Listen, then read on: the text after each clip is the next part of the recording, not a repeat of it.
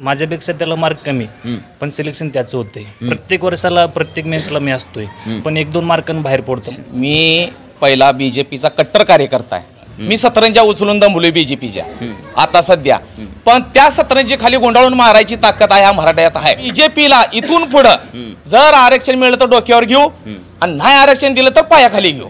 आज जरांगे पाटलांनी हे सांगितलं की गावबंदी करा, गावबंदी केली। उद्या जरांगे पाटलांनी सांगितलं शाळेत आपले मराठीचे विद्यार्थी जाऊ देऊ नका, शाळा बंद।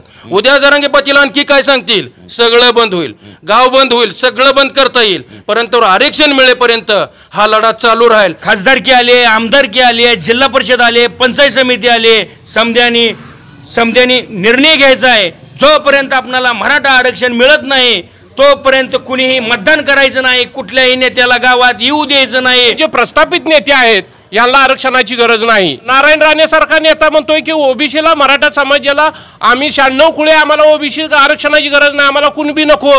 परंतु जगद्गुरु तुकोबाराय यांनी 350 वर्षापूर्वी सांगितलं आहे, भले झालो देवा मी कुणबी नाही तर दंभेचे असतो मेलो। अरे ज्या तुकाराम महाराजांना स्वाभिमानानं स्वतःला कुणबी म्हटलं तर तुमच्यासारख्या तुटक्यांना आम्हाला घेऊन काय करायचं आहे? सगळा समाज आम्ही एकत्र असतो, असं वाटत नाही की आम्ही हे मराठीचे आहेत, हे आम्ही हिंदू महार आहे। आमच्या गावाच्या वतीने सर्व पुढाऱ्यांना, पुढाऱ्यांच्या राजकीय चेल्यांना ज्याचा त्याचा पुढारी आणायचा असेल तर ज्या त्या जबाबदारीवर आणा। त्याचं काय बरं वाईट झालं तर आम्ही काय कोणाला सोडणार नाही, कुठलाही पुढारी असो।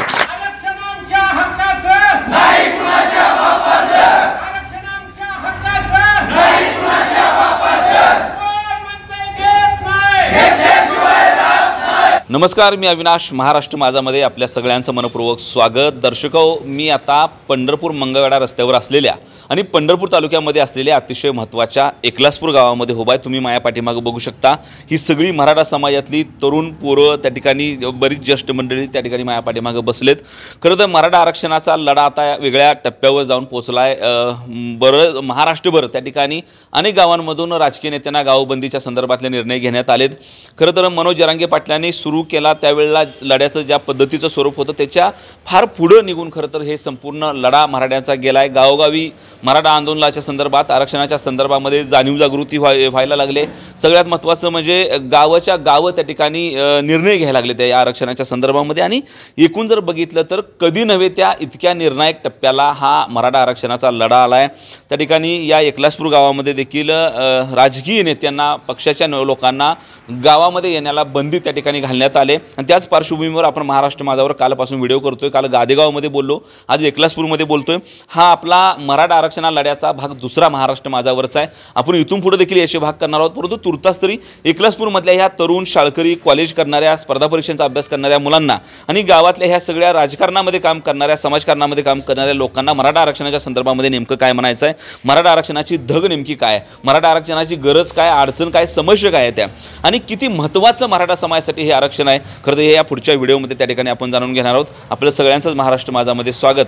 आणि पहिला प्रश्न खरं तर सागर तुमच्यापासून करायचा आहे। स्पर्धा परीक्षेचा अभ्यास करणारा विद्यार्थी म्हणून खरं तर स्पेसिफिक प्रश्न विचारतोय। मला कालच्या व्हिडिओमध्ये तो विद्यार्थी मिळाला नव्हता, पाठीमागचे बरेच दिवस झालं। सागर आणि मी एका वर्गातली पोर आहे, क्लासमेट आहे आम्ही दोघं जण, आणि मागच्या बऱ्याच दिवसापासून सागर स्पर्धा परीक्षेचा अभ्यास करतोय आणि 2 मार्कामध्ये रिझल्ट गेला, 1 मार्कात रिझल्ट गेला, 3 मार्कात प्री गेली, मेन्स गेली। ह्या गोष्टी मी सागर वारंवार ऐकल्या त्या। काय वाटतंय, एक मराठा समाजाचा तरुण चेहरा, स्पर्धा परीक्षेसारख्या महत्त्वाच्या परीक्षांचा अभ्यास करणारा चेहरा म्हणून या आरक्षणाचं तुझ्या एकी महत्त्व काय वाटतंय, झळ किती पोचले, फायदा किती होऊ शकतोय? आज असं झालं की मी 2014 पासून तयारी करत होतो स्पर्धा परीक्षेची। एकाच बेंचवर आम्ही आणि माझा मित्र जो की कास्टमध्ये, हे बरोबर तेवढ्याच तास अभ्यास करत होतो। परंतु ज्यावेळेस रिझल्ट लागतो, प्रेला शक्यतो कटअपमध्ये लई फरक पडत नाही, पण मेन्समध्ये असं होतं की जवळजवळ 10 ते 12 मार्काचा डिफरन्स राहतो। मग कधी कधी एवढं वाईट वाटतं की बाबा आपण दोघांनी सेम स्टडी केला आणि सिलेक्शन त्याचं होतंय। एकाच बेंचवर माझ्यापेक्षा त्याला मार्क कमी पण सिलेक्शन त्याचं होतंय। हे भरपूर म्हणजे ते विचार करू शकत नाही एवढ्या वेळ नव्हत्यात की बाबा आपण एवढा तास अभ्यास केला आणि आपल्यापेक्षा मार्क कमी असून तो व्यक्ती सिलेक्ट होतोय। क्वालिटी आपल्यापेक्षा कमी, म्हणजे मार्क कमी म्हटल्यावर क्वालिटी कमीच, बरोबर, तरी पण सिलेक्शन त्याचं होतंय। मग कितपत आम्ही किती दिवस सहन करायचे, आतापर्यंत किती परीक्षा असा तू 1 mark 2 mark pre mains continuous मी प्रत्येक वर्षाला प्रत्येक मेन्सला मी असतोय, पण 1-2 मार्कांनी बाहेर पडतो. मंत्रालय क्लर्क असो, टॅक्स असो किंवा PSI असो, 1-2 मार्कांनी बाहेर पडतोय. फक्त रिझर्वेशन भेटत नाही म्हणून. आणि तेच जे माझ्याबरोबर माझे बॅचमेट आहेत की आम्ही सेम स्पर्धा परीक्षा तयार करायला गेलतो, जे अदर कास्टमध्ये ते आज वर्दी घालू नाहीत आणि आम्ही असंच बाहेर आहे अजून. फक्त मार्कामध्ये लय 5 ते 6 मार्काचा डिफरन्स, त्यांच्यापेक्षा आम्हाला मार्क भरपूर, पण आम्ही बाहेर आणि ते आत. हे असं होते सध्या. हे झळ किती अंतःकरणापर्यंत जाते, कुटुंबापर्यंत जाते, त्रास किती आहे कुटुंब प्रत्येक वर्षी आम्हाला पुण्यात राहायचं म्हटलं का नाही म्हटलं तर 2.5 ते 3 लाख रुपये खर्च येतो.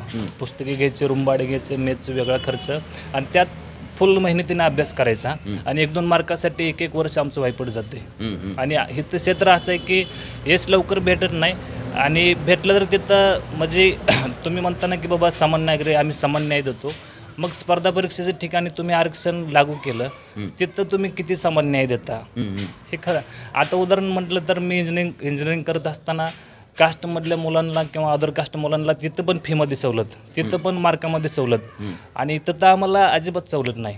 बरं आम्हाला एक फॉर्म भरायला लावला जात होता, निम्मी फी माघारीत होती. ह्यांना फक्त 5 ते 6 हजारमध्ये त्यांचं 1-1 वर्ष कंप्लीट व्हायचं, आमचं 35,000मध्ये 1-1 वर्ष कंप्लीट व्हायचं. तिथं आम्ही कॉम्प्रोमाइज करू शकतो की बाबा त्यांची आर्थिक परिस्थिती नाही तर ठीक आहे, पण ज्या ठिकाणी तुम्हाला क्वालिटी पाहिजे त्या ठिकाणी तुम्ही क्वालिटीचे लोक घ्या ना, तिथे तुम्ही काय आरक्षण देता. ठीक आहे. खरं तर एकलासपूरचा गमतीचा भाग असा आहे की पाठीमागं 2 झेंडे मराठा समाजाच्या वतीने लावण्यात आलेत, आणि 1 झेंडा त्या ठिकाणी हा बाबासाहेबांचा फोटो असलेला, जय भीम लिहिलेला हा झेंडा खरं तर या संपूर्ण मराठा आरक्षणाच्या मागणीमध्ये दिसतो. ही फार आशादायी बाब आहे. म्हणजे राज्यकर्ते हे आरक्षणाच्या मध्ये वेगवेगळ्या जातींमध्ये वाद लावायचा प्रयत्न करतायत का, अशी शंका यावी, अशी काही माणसं सातत्यानं माध्यमांवर त्या ठिकाणी वक्तव्य करताना दिसत आहेत. आणि अशा वेळेला आम्ही आरक्षणाच्या मागण्या किती जरी तीव्र असल्या तरी खाली ग्रामीण भागामध्ये किंवा ग्राउंड लेवलला जातीजातीमध्ये भांडणार नाही आहोत. लढा आमच्या भावंडांचा आहे, तिथं आम्ही देखील सहभागी आहोत ही भूमिका घेऊन खरं तर अशा पद्धतीनं आमचा एक हरिजन समाजातला बांधव त्या ठिकाणी तिथं झेंडा घेऊन बसला आहे. त्यांची प्रतिक्रिया काय घेऊया, थोडंसं काय म्हणतात ते बघूया. परंतु तत्पूर्वी खरं तर पहिलवान तुमच्याकडे यायचं आहे. काय वाटतं मराठा समाजाला आरक्षणाची किती गरज आहे आणि काय नुकसान किंवा काय फायदा होऊ शकतो? खरं सांगायचं झालं तर बऱ्याच वेळा आरक्षणाचा विषय निघाला आणि तो विषय वारंवार प्रलंबितच पडत गेला. ज्या वेळेला ज्या पक्षाचे राज्यकर्ते राज्यावर राज्य केलं, परंतु फक्त त्यांनी आरक्षणाचं नाव घेऊन मतासाठी राजकारण केलं. परंतु अजून कोणी असतील, शरद पवार असतील, अजित पवार असतील, फडणवीस असतील, शिंदे असतील, उद्धव ठाकरे असतील, कुणीही मेन ठोस आरक्षणच मिळावं आणि ते द्यायलाच पाहिजे या भूमिकेतनं कुणीही काम केलं नाही. कोण गायकवाड आयोग नेमवतंय, कोण अजून काय नेमवतंय. साधा एक विधान परिषद सदस्य आपला पडळकर तो एवढा आवाज उठवतो. आमचे आमदार 142 आहेत मराठ्यांचे, त्यांनी जर आवाज उठवला तर आज राज्याच्या सगळ्या तिजोरीच्या चाव्या असतील किंवा राज्यातल्या काय जे घडामोडी आहेत ते मराठ्याच्या आमदारांनी जर थांबवल्या तर काय होणार नाही का? होऊ शकतंय, पण ते त्यांच्या मनात आलं पाहिजे. तर त्यांच्या पण ते मनात येत नाही, हे पण आमच्या मराठ्याच्या मुलाच्या दृष्टीनं खूप दुर्दैवाची बाब आहे. मी सर्व पक्षीय आमदारांना मराठ्याच्या एवढीच विनंती करतो, जसे बाकीचे समाज एकवटतात तसा समाज एकवटतोय. सगळ्या पोरांना गरज वाटायला लागली, सगळं हवंसं वाटतंय. आज माझ्याच गावातील जवळजवळ 10 वर्ष झालं पोरं पुण्याला 40 पोरं आहे. ती 40 पोरातली फक्त 5 पोरं सिलेक्ट झालेत. कोण PSI झालं, कोण काय झालं. 15 पोरं अजून अभ्यास करतात. घरची परिस्थिती हलाखीची असताना 1-2 मार्कानं जातात. मग आपण ह्याच पुढाऱ्यांना, ह्याच आमदारांना निवडून देऊन आपला फायदा काय? तुम्ही आवाज उठवणार कधी?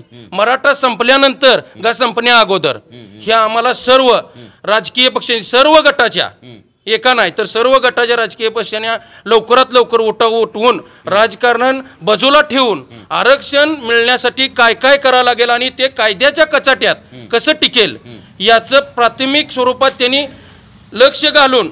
आता जरांगे पाटील तर मागं सरणार नाहीत हे फिक्स आहे. जरांगे पाटील म्हणजे जरांगे पाटील नाहीत, संपूर्ण राज्य त्यांच्या सोबत आहे आणि आम्ही सर्व ग्रामस्थ त्यांच्या सोबत आहे. आज आमच्या गावातला सर्व समाज, मराठा असेल, सर्व जातीय समाज एकवटला आहे की मराठ्यांना आरक्षण मिळालं पाहिजे आणि गरज आहे. जर येतं असं वाटत असेल तर सर्वांना तसं वाटलं पाहिजे. आज जरांगे पाटलांनी एक हाक दिली, 1 कोटी लोक गेली. आज जरांगे पाटलांनी हे सांगितलं की गावबंदी करा, गावबंदी केली. उद्या जरांगे पाटलांनी सांगितलं शाळेत आपले मराठीचे विद्यार्थी जाऊ देऊ नका, शाळा बंद. उद्या जरांगे पाटील आणखी काय सांगतील, सगळं बंद होईल, गाव बंद होईल, सगळं बंद करता येईल. परंतु आरक्षण मिळेपर्यंत हा लढा चालू राहील. जोपर्यंत आरक्षण मिळत नाही तोपर्यंत हा लढा कंटिन्यू चालू राहील. आणि दुसरी एक माझी या निमित्ताने विनंती आहे, राज्यामध्ये आपल्या वारंवार चॅनलवाले इतके आहेत की त्या चॅनलवाल्यांचं माप नाही. परंतु 1, 2, 3 चॅनलवाल्यांनी ही बातमी लावायची. आपला TR वाढवण्यासाठी बाकीचे कशा तुम्ही बातम्या वाढवता, भरपूर वाढवता. आज अविनाश सुर्वेसारखा एखादा शिरगाव गावच्या छोट्याशा गावातनं सुरुवात केलेला जर चॅनलवाला एवढ्या मोठ्या स्वरूपानं दररोज सकाळी उठून गादेगाव, एकलासपूर गावं शोधत असेल आणि एवढं काम मराठा समाजासाठी करत असेल, 20% सगळ्या बातम्या आणि 80% मराठ्याच्या बातम्या जर लावल्या तर आरक्षण मिळायला वेळ लागणार नाही. कारण का, जेवढी ताकद जनमानसात आहे तेवढी ताकद चॅनलवाल्यांची झाली. त्यामुळं सर्व चॅनलवाल्यांना माझी हात जोडून राज्यातल्या विनंती आहे की तुम्ही सुद्धा आपल्या आपल्या पद्धतीनं जेवढं जास्तीत जास्त TV वर आणि प्रेशर यांना सरकारवर, राज्य सरकारवर, केंद्र सरकारवर आणता येईल तेवढा आणावा. ही एवढी माझी विनंती. मी माझे 2 शब्द संपवतो. खरं तर या समाजाच्या ज्या भावना आहेत त्या या लेवलच्या भावना आहेत त्या आपण देखील माध्यमांना वेळोवेळी विनंती केली आहे. काल देखील आपण महाराष्ट्र माझावर सांगितले, जोपर्यंत हा मराठा आरक्षणाचा लढा थांबत नाही तोपर्यंत आपण महाराष्ट्र माझावर सातत्यानं हा विषय लावून धरणार आहे. माझ्यासोबत चंद्रभागा साखर कारखान्याचे संचालक योगीजी देखील आहेत. योगीजी, खरं तर गावबंदीचा निर्णय घेण्यात आला, ही अतिशय मराठा आरक्षणाच्या दृष्टीनं तुमचा निर्णायक म्हणून त्या ठिकाणी निर्णय आहे. आणि आज एकमुखानं हा निर्णय करत असताना गावातला इतर समाज देखील तुमच्यासोबत पाठीमागं हातामध्ये झेंडा घेऊन उभा आहे. काय सांगाल, हा मराठा आरक्षणाचा लढा एकलासपूरकर कशा पद्धतीनं लढणार आहे? आज एकलासपूर हे गाव राजकीय असेल, सामाजिक असेल, कुठल्याही क्षेत्रात अग्रगण्य म्हणजे प्रथम क्रमांकानं एकलासपूर गावचा भाग असतो. पण आता आज अशी परिस्थिती झाली की आतापर्यंत राजकीय नेत्यांच्या मागं पालं उचलण्यात म्हणा, बाकीच्या गोष्टीत म्हणा, बराचसा काळ हा मराठा समाजानं घालवलेला आहे. आणि आता मराठा आरक्षण देण्याची वेळ आली तर कुठलेही राजकीय नेते, कोण लोकप्रतिनिधी असतील, खासदार असतील, मंत्री असतील, कोणीसुद्धा याच्या विषयावर कोण बोलत नाही. म्हणून आज एकलासपूर ग्रामस्थांनी व ग्रामपंचायतीने येथे ठराव केला आहे की इथून पुढे, आजपासून पुढे कुठल्याही राजकीय पक्षाचे कुठलाही नेता गावात येऊ द्यायचा नाही. तो कधीपर्यंत येऊ द्यायचा नाही की जोपर्यंत आपणाला मराठा समाजाला आरक्षण मिळत नाही तोपर्यंत अशी तीव्र प्रकारचं म्हणजे सर्वच ग्रामस्थांनी असा लढा उभा केला आहे की इथून एकलासपूरच नव्हे, पंढरपूर तालुका असेल, महाराष्ट्र असेल, असे प्रत्येक ठिकाणी असे पडसाद उमटायला लागलेत. म्हणून जोपर्यंत आपणाला मराठा आरक्षण मिळत नाही तोपर्यंत सर्वांनीच कुठल्याही राजकीय नेत्यांना येऊ द्यायचं नाही. मी बी राजकीय असला तर इथं राजकीय म्हणून नाही, गावातील एक मराठा आणि एक सामाजिक कार्यकर्ता म्हणून बोलतोय मी. त्यामुळे कुठल्याही पक्षाच्या नेत्याला मतं मागायपुरतं येतात, तात्पुरतं बोलतात. पण आज एवढी दुर्दैवी गोष्ट आहे, मला वाटतंय आज परशुराम आर्थिक विकास महामंडळासाठी गुपचूप आपलं मराठी नेतं पत्र देतात आणि त्यांना म्हणतात की त्यांना निधी द्या. त्यांची उपासमारीची वेळ त्यांच्यावर आली आहे. अरे मराठा समाज कोट्यावधी 1.5 कोटीनं जर इथं जरांगे पाटलाच्या इथं जमा झाला असेल, तिथं लाईट बंद केली जाते, लोकांना पाणी मिळू नये अशी परिस्थिती केली जाते. त्याच्यावर एक सुद्धा कुठला मंत्री बोलत नाही, आमदार बोलत नाही, हे राज्यकर्ते बोलत नाहीत. मग किती तुम्ही मराठा समाजाची पिळवणूक करणार आहे? आज 1.5 कोटी समाज तिथं जमा होऊन एका ठिकाणी आज पत्रकारात ती बातमी दावत नाहीत. आणि काल दसरा मेळावा झाला, दसरा मेळाव्याला किती माणसं होती तरी त्याची बातमी लाईव्ह चालू. का मराठा समाजाला म्हणजे मराठा समाजात 1.5 कोटी ह्याच्यात जमा होतो तरी त्याची तुम्ही बातमी दावायला तुम्हाला लाज वाटते. आणि आज म्हणजे किती आहे बघा, मला तर वाटतं हे मीडिया क्षेत्र ही विकतच घेतले अशी भयानक परिस्थिती आली. जर आपण ह्यात जागं झालो नाही आणि जर आपण ह्याला विरोध जर नाही केला तर आपल्या ह्याच्यावर हुकुमशाही आल्याशिवाय राहणार नाही. म्हणून सर्व मराठा समाजाला एक विनंती आहे, आता खासदारकी आले, आमदारकी आले, जिल्हा परिषद आले, पंचायत समिती आले, समध्यानी निर्णय घ्यायचा आहे. जोपर्यंत आपणाला मराठा आरक्षण मिळत नाही तोपर्यंत कुणीही मतदान करायचं नाही, कुठल्याही नेत्याला गावात येऊ द्यायचं नाही. आणि दुसरी एक विनंती आहे, एवढी खंत वाटते आम्हाला की आज सांगायची गोष्ट म्हणजे आज प्राथमिक शाळेचे शिक्षक असू द्या, माध्यमिक शाळेचे शिक्षक असू द्या किंवा बाकीच्या भरती असू द्या, अहो 40, 50, 60% तिथं शिकवत आहेत. पण आमचे 80, 90 क्वालिफाईड झालेले त्यांची भरती होत नाही. किती दुर्दैवी गोष्ट आहे, किती दुर्दैवी गोष्ट आहे. मग आज त्या ह्याच्यातून आमचं विद्यार्थी शिकून मग कधी MPSC UPSCमध्ये जाणार किंवा त्यांच्या मार्गदर्शन. म्हणून ह्यात मला तर वाटतं ह्याच्यात म्हणजे जी भरती आहे, भरती प्रक्रिया आहे, त्यात गुणवत्ताच बघितली पाहिजे. गुणवत्ता बघून ज्याला जी क्वालिफाईड आहे, ज्याची गुणवत्ता मार्क जास्त आहेत त्यांचं सिलेक्शन झालं पाहिजे, ही माझी कळकळीची विनंती आहे. आणि जोपर्यंत मराठा समाजाला आरक्षण मिळणार नाही, याच्यापेक्षाही तीव्र आंदोलन असेल, हे असेल तर आम्ही करायला एकलाच प्रोग्राम तयार आहे. जिजाऊ जय शिवराय, जय जिजाऊ जय शिवराय, एक मराठा लाख मराठा. अरे या सर्व पक्षीय नेत्याचं करायचं काय? खाली मुंडीवर पाय. ह्या भावना आहेत त्या नेतेनो समजून घ्या. अध्यक्ष काय सांगाल, मराठा आरक्षणाची गरज समाजासाठी काय पद्धतीला आहे? आणि अक्षरशः आता मगाशी बॉस म्हणले तसं मराठा समाजातले नेते मंडळी ह्याच्यावर ताकदीनं बोलायला तयार नाहीत. एक पडळकर मी आधी धनगर समाजाचा आहे म्हणतायत, नंतर पक्षाचा आहे म्हणतायत, तिकडं नरहरी झिरवळकर म्हणतायत की आम्ही आदिवासी लोक आहे आणि आमच्यात असं झालं आणि तसं झालं. म्हणजे OBC त्याच्या हक्कासाठी लढतोय, आदिवासी त्याच्या हक्कासाठी लढतात, SC ST त्याच्या हक्कासाठी लढतोय. आणि मराठा समाजातलं नेतं मात्र कुठंतरी राजकारणाची मताची गणितं करून गपचूप बसताना दिसत आहेत. हे चित्र काय, याबद्दल एक काय प्रतिक्रिया आहे, काय वाटतं एक संघटनेचा माणूस म्हणून काय वाटतं? सर्वप्रथम जय जिजाऊ. आज या ठिकाणी एकलासपूर ग्रामस्थाच्या वतीनं व ग्रामपंचायतच्या वतीनं आज या ठिकाणी ग्रामसभा घेण्यात आली व ग्रामसभेमध्ये आमचे जे काही पुढारी म्हणतोय आम्ही मराठ्याचे, त्यांना आम्ही सपशेल सर्व गावानं बंदी घातलेली आहे. तुम्ही गावामध्ये यायचं नाही, आला तर तुमची अपमान होईल अशा पद्धतीची वागणूक दिली जाईल. त्यामुळे तुम्ही जेणेकरून एकलासपूर येण्याचा प्रयत्न आपण करू नये अशी ग्रामस्थांच्या वतीने विनंती आहे. आताचा जो काय लढा चालू आहे, हा लढा प्रस्थापित विरुद्ध विस्थापित अशा पद्धतीचा हा लढा आहे. कारण जे प्रस्थापित नेते आहेत यांना आरक्षणाची गरज नाही. ॲक्च्युली यांनी आरक्षणाचं आधीच सर्टिफिकेट काढलेले आहेत आणि सर्वसामान्य मराठ्याला सांगतात OBC नको. आता नारायण राणेसारखा नेता म्हणतोय की OBCला मराठा समाजाला आम्ही 96 खुळे, आम्हाला OBC आरक्षणाची गरज नाही, आम्हाला कुणबी नको. परंतु जगद्गुरु तुकोबारायांनी 350 वर्षापूर्वी सांगितलं आहे, भले झालो देवा मी कुणबी नाही तर दंभेचे असतो मेलो. अरे ज्या तुकाराम महाराजांना स्वाभिमानानं स्वतःला कुणबी म्हटलं तर तुमच्यासारख्या तुटक्यांना आम्हाला घेऊन काय करायचं आहे? मग जे काय मराठा समाज आहे, खरं भांडण आपल्या मराठा समाजातील नेत्यांनी ह्या समाजात लावलेलं आहे. कारण आज एवढे मराठा समाजाचे आमदार आहेत, एक आमदार म्हणतोय का मराठा समाजाला OBC मधून आरक्षण द्या. प्रत्येक मराठा समाज म्हणतोय मराठ्याला शरद पवार असतील, अजितदादा असतील, नारायण राणे असतील, जे काय मराठा समाजाचे नेते असतील त्यांचं म्हणणं आहे मराठा समाजाला आरक्षण द्या, पर OBCला धक्का न लागता.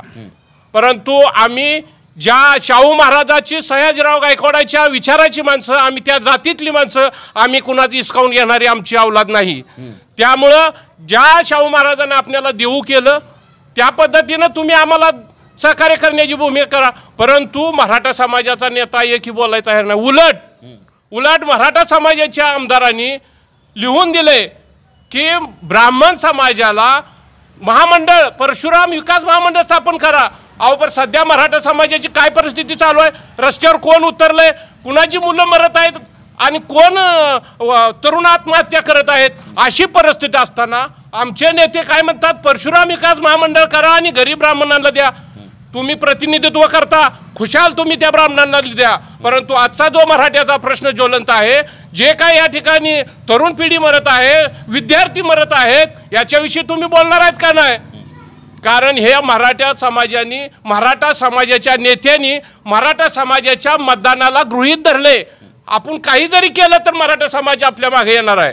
परंतु इथून पुढच्या काळामध्ये आमचा एकच नेता, तो म्हणजे मनोज जरांगे पाटील.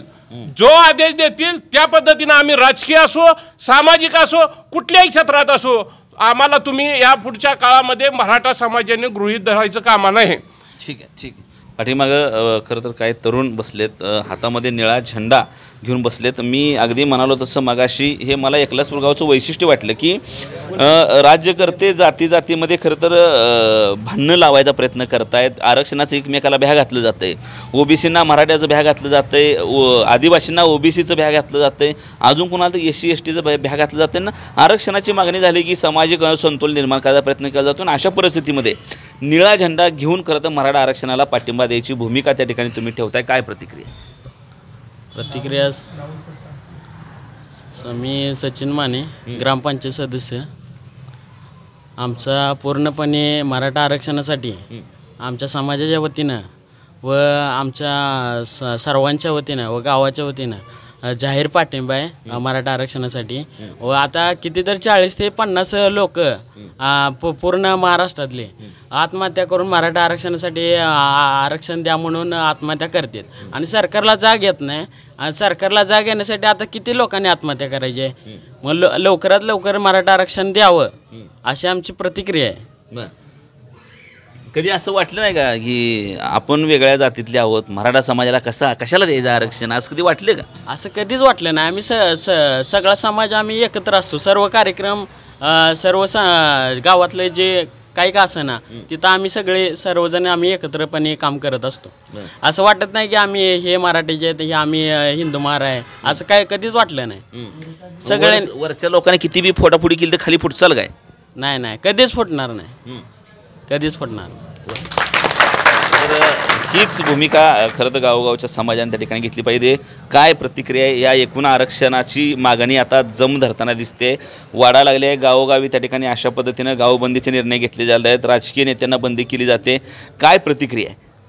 खरं तर लाज वाटते. 140 आमदार आहेत म्हणायची, कारण 140 आमदाराला पण चांगलं माहिती आहे की 140 आमदाराच्या विरोधात 140च मराठ्याचे आमदार उभा राहणार आहेत नंतर सुद्धा, कारण 140 येणारच आहेत. पण ह्याला लाज वाटायला पाहिजे. 288 मध्ये आपण 140 आहे. ह्याच्यावरून महाराष्ट्राची लोकसंख्या किती आहे ह्याच्यावरून त्यांच्या लक्षात येऊन त्यांनी कुठला का आमदार भले आता मराठ्याला आपण आज मराठा आमदाराला विरोध केला तर दुसरा मराठ्याचा होणार आहे, पण त्याला बी कळलं पाहिजे पुढे की आपण मराठ्यासाठी लढलं पाहिजे. मला इतर जातीसाठी त्यांनी लढलं पाहिजे, इतर जातीची मतं घेते ती, पण आजची ही वेळ नाही. आज मराठ्या मागच ते आमदारांनी गेलं पाहिजे. दुसरी गोष्ट अशी आहे की मराठ्याच्या मुलाला आता मी काल एक वाचले, म्हणजे जोक म्हणा किंवा सत्य परिस्थिती आहे, मराठ्याच्या एका मुलाला 80% मार्क आणि दुसऱ्याला 60%, तर तो 60%चा मुलगा तो 80%च्या मुलाला तिथंच ठेवून तो जॉईन झाला. मग त्याचं एक उदाहरण देतो असं की एक समजा तो पोलीस झाला असेल, 60%चा मुलगा जर पोलीस झाला असेल, 80%चा मुलगा जर चोर झाला, तर तो 60%चा मुलगा त्या 80% मुलाला काय पकडणार आहे. म्हणून खरं तर क्वालिटी बघूनच नोकरी पाहिजे. आरक्षण मानण्यापेक्षा आरक्षण ठीक आहे, तुम्ही शाळेची फी असेल मोफत द्या. अदर कास्टला आरक्षण तुम्ही आरक्षणमध्ये फी घेऊच नका, अगदी मोफत द्या. मराठ्याच्या मुलाला जेवढी फी आहे त्या फीमध्ये आम्ही भीक मागत नाही, पण जिथं जॉईनिंग व्हायचं आहे, जिथं नोकरी करायची आहे, तिथं आरक्षणचा मुद्दा आलाच नाही पाहिजे. ही आमची मराठ्यांची मनापासून इच्छा आहे आणि सगळ्या नेत्यांना पण आणि मुख्यमंत्र्यासहित इच्छा. एवढीच वेळ आहे, लास्टची वेळ आहे. मनोज जरांगेसारखा माणूस आज जीवाचं रान करतोय. आज प्रत्येक गावातला माणूस मनोज जरांगे पाटीलच आहे समजून त्याने सगळ्यांची भावना ओळखून घ्यावं. हे आंदोलन तीव्रमध्ये झालं तर अतिशय जाळपोळ होण्याची शक्यता आहे. ठीक आहे. खरं तर राजकीय पटलावर काम करणारा माणूस म्हणून देखील हा प्रश्न आहे की भारतीय जनता पार्टीचं काम करणारा माणूस आहे, काय प्रतिक्रिया आहे? काय तुमचं सरकार देते बिते का नाही आरक्षण? मी पहिला BJPचा कट्टर कार्यकर्ता आहे, पण आज असं परिस्थिती आली आमच्या मराठा समाजावर. पहिलं माझ्या म्हणणंच म्हणजे माझ्या गावाचा एक विचार आहे, म्हणजे मी स्वतः म्हणतो आधी माझा समाज मग पक्ष. जर पक्षानं आरक्षण नाही दिलं BJPनं, मी सतरंजा उचलून दमलोय BJPच्या आता सध्या, पण त्या सतरंजी खाली गोंधळून मारायची ताकद आहे ह्या मराठ्यात आहे. त्यामुळं कुणी असो, या आज आमच्या गावात तालुक्या लेवलनं जी पुढारी आज गप्पा मारतात त्या तालुक्याला मराठ्याचं पुढारी येतं. त्यांनी आज पदावर बसले तर त्यांनी राजीनामा द्या मराठ्यासाठी. उद्या मराठ्यासाठी थांबू नका तुम्ही. ज्या वेळेस आरक्षण मिळेल त्यावेळेस तुम्ही तिथं हजर व्हा. ही आमचं राजकीय. पण BJPला इथून पुढं जर आरक्षण मिळलं तर डोक्यावर घेऊ आणि नाही आरक्षण दिलं तर पायाखाली घेऊ. ही मी BJPचा एक कार्यकर्ता म्हणून बोलतो. आहे का कोण असा राष्ट्रवादी काँग्रेसचा कार्यकर्ता कोणी इथं असं म्हणणारा की राष्ट्रवादी काँग्रेस, कारण आता गंमत अशी झाली आहे ह्या सरकारमध्ये सगळीच झाली ती, काँग्रेस बी ह्यात आहे, राष्ट्रवादी बी ह्यात थोडी आहे, ती शिवसेनेची बी निमी अर्धी फोडून इकडे आहे ती. त्यामुळं जसं BJPचं म्हणतंय की BJPच्या सतरंजा उचलतोय पण उद्या सतरंजीत गोंडाळून मारू, तसं आहे का राष्ट्रवादी शिवसेनेचं कोणी इथं गावात म्हणणार तसं की राष्ट्रवादी शिवसेनेचा माणूस आहे पण गोंडाळून मारू. त्यांना आरक्षणाबद्दलची ह्या पद्धतीची भूमिका जर येत्या काळामध्ये तरुणांनी घेतली तर निश्चितपणानं त्या ठिकाणी आरक्षणाचा लढा आणखी होणार आहे. आणि या तालुक्याच्या पुढारीने आमच्या गावात यायचा म्हणजे मनात सुद्धा आणू नका, नाहीतर कापडे फाडली जातील. बाकी काय अध्यक्ष काय काय प्रतिक्रिया आहे? खरं तर शेवटची प्रतिक्रिया घेतोय ही, काय वाटतंय हे एकूण आरक्षणाकडे कसं बघताय सुशिक्षित माणूस म्हणून, एक चेअरमन म्हणून, काय प्रतिक्रिया? मराठ्यांना आरक्षणाचं जनक छत्रपती शाहू महाराजांनी 1902ला सर्व जाती धर्माला आरक्षण दिलं आणि ज्या वेळेला मराठ्यांना आरक्षण द्यायची वेळ येते त्यावेळेला विरोध केला जातो ओबीसीवाल्यांनी किंवा इतर समाजाच्या गुणरत्न सदावर्ती असतील, छगन भुजबळ असतील, यांनी विरोध केला जातो. ही अत्यंत दुर्दैवाची बाब आहे. ज्यांना आरक्षण ज्या समाजाने दिले त्या समाजाला द्यायची वेळ, परतफेड करायची वेळ आली त्यावेळेला त्यांना विरोध केला जातो. ही अत्यंत दुर्दैवाची बाब आहे. पण आमचं अशी पण मागणी नाही की ओबीसीचं आरक्षण काढून आम्हाला द्या किंवा इतर SC STचं काढून आम्हाला द्या, असं नाही.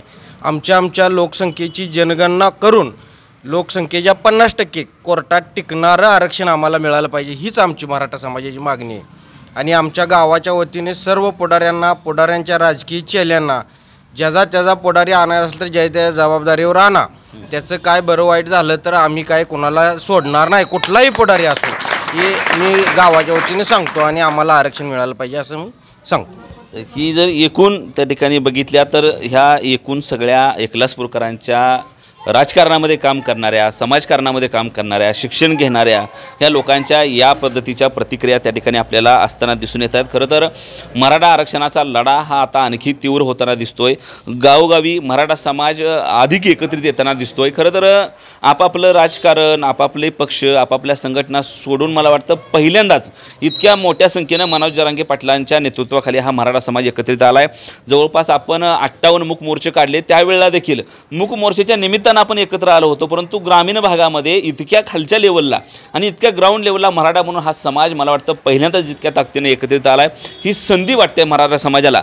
खरं तर मराठा समाज हा इथला प्रस्थापित राज्यकर्ता समाज राहिला आहे, परंतु काळाच्या ओघामध्ये जे बदल झाले, शेतीवर पूर्णपणे अवलंबित होतं, परंतु शेतीचं तुकडीकरण झालं आणि आता वाट्याला जवळपास जो पूर्वी जहागीरदार, जमीनदार समजला जायचा तो आता अल्पभूधारक झाला, इथपर्यंत परिस्थिती आली.